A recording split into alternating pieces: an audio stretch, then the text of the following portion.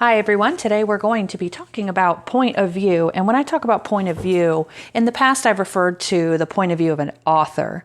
Today we're going to be talking about a point of view of a narrator. Now the difference between an author and a narrator is an author is the person who wrote the words. The narrator is a person who is telling you what is going on in the story. So they may not necessarily be the person who has written the words. So that's why I put narrator's point of view on these notes. It is typically in fiction, but you can have a narrator in narrative nonfiction as well. So right now we're going to be focusing on just fiction. So the point of view refers to the perspective from which the story is written or told. In other words, who is telling the story? We have three kinds of point of view. We have first person, second person, and third person. There are only one example of first and one example of second. And then when we get into third person, there are three different kinds. When I say examples, I mean kinds, which we'll be getting into more detail later on. So an overview of each, and I've highlighted some of these to show you what we're going to be doing, is you need a highlighter, especially with our notes every day this week. Just make sure that you have one with you. Is that there are keywords that we need to focus on. Some keywords that we need to focus on will tell us which point of view it is. And then we'll look at the thoughts and feelings and emotions of characters when we're looking at third person as well. Right now, we're going to look at first person. The story is told from the point of view of characters in the story. I live through the story. I am going to tell you the story from my point of view. A lot of times, narrator's point of view. If I am telling the story and it's from my perspective, I lived through it, and you're going to have more information from me telling the story than someone who watched it from afar or heard it secondhand. So an example of first person would be, I will never forget the day I was lost in the woods. It was a terrifying experience that taught me a valuable lesson. I learned to never stay away from family while we are camping. So all of those words say that I am telling you the story. I am telling you how I feel. I'm telling you why I did things. That is going to give you more information about the characters and the storyline and what happened because the person lived through the actual story. Now the next one is second person. Second person is not very common when we're talking about point of view, but it is an option. Second person is when the narrator is talking to you as an individual and as the reader. They are telling you what you would be doing if you were in the story. They use keywords such as you, your, and you are, your, in the story. A lot of times we use these with instructions. I'm actually going to grab a pen.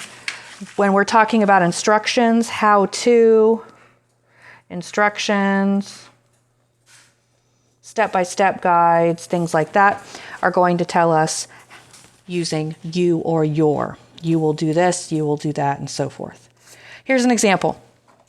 Brushing your teeth is extremely important. You should brush your teeth at least twice a day. Some people even say that you should brush after each meal. So they're telling you what you should do using those words. And the last one is third person. Third person is telling the point of view of the story is someone that was not a part of it. They may have heard about it, they may have seen it happen, but they weren't a part of the actual conflict. Someone may have told them about it, or they're just telling you a story. So the person is not inside of the story. If they were inside of the story, they would be using I, me, and we. Okay, so they're going to be using words like he, she, they, them. We're going to look at more specific words a little bit later on. But we're not looking at names. Names could be in any of these. We're looking at pronouns. Pronouns are keywords. Pronouns he, she, they, it, him, her, his, hers, theirs, them, things like that. Okay, and then we're going to go into omniscient and limited and then objective. We're actually going to cross this off and make three main types. And we're going to put objective down here, and we're going to talk about those later on. Basically, objective means we don't know feelings of any of the characters or emotions, the background knowledge. Sometimes a narrator has information on what's going on in the story more than we would, and they kind of key us into what is going on in the characters' minds. If it's just the main character, then it is the limited. We are limited of what we know about all the characters and how they're feeling, but we are in the know about what the main character is feeling or one of the characters is feeling. or thinking. Omniscient means that we know all of the characters in the story. We know what they're all thinking, what they're all doing, what they're all saying, what they're all feeling, and things like that. So none, one, all. But we'll go into more detail about how we know that. This is just an overview introduction right now. Here's an example of third person, just overall third person. Jason stumbled out of bed, hitting his alarm clock and turning it off. He looked outside and saw that it was still dark. He wondered why he had to get up so early, just because his older sister was getting married. So if you can see those keywords, that says that someone else is telling the story about Jason. Jason's not telling it about his story.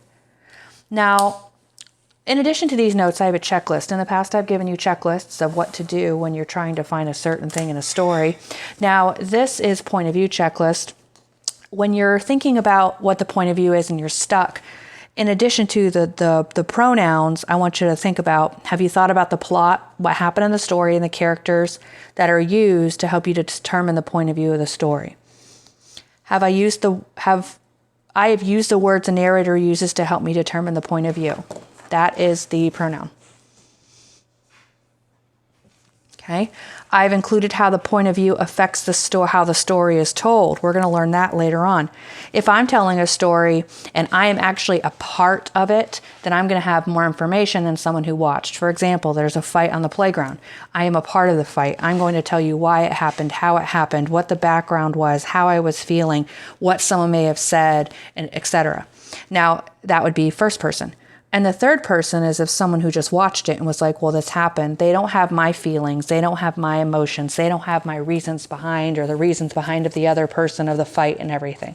So that is how it affects the point of view of the story. I want you to think about that as well.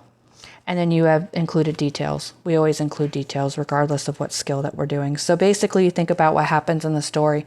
You look at the pronouns and then you see how that affects the story overall. So later on today or tomorrow, we're going to be going into detail on first person and second person point of view. Make sure that you have your highlighters and ready to go.